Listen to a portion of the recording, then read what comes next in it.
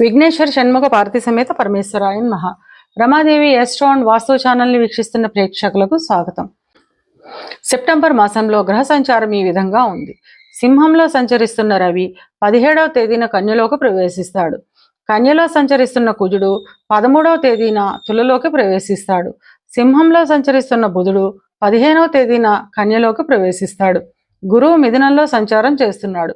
కర్కాటకంలో సంచరిస్తున్న శుక్రుడు 15వ తేదీన సింహంలోకి ప్రవేశిస్తాడు. శని మీనంలో వక్ర సంచారం చేస్తున్నాడు. రాహు కుంభంలోనూ కేతు సింహంలోనూ సంచారం చేస్తున్నారు. ఈ గ్రహస్థితిని ఆధారంగా చేసుకొని మకర రాశి వారికి సెప్టెంబర్ మాస ఫలితాలు ఎలా ఉన్నాయో, చిన్న చిన్న పరిహారాలు ఏం చేసుకోవాలో చూద్దాం.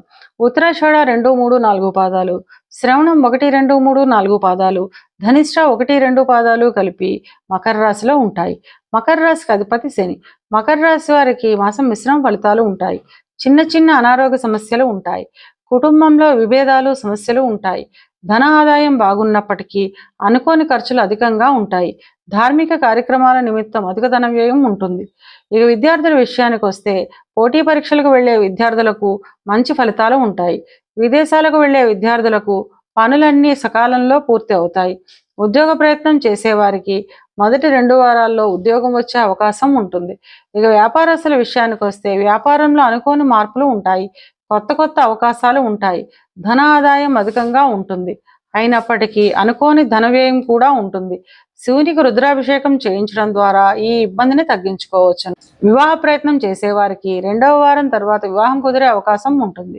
వివాహం అయిన వారు కుటుంబంలో చిన్న చిన్న చిక్కులు సమస్యలు ఉండే అవకాశం ఉంటుంది. చిన్న చిన్న మాట పట్టింపులు ఉంటాయి.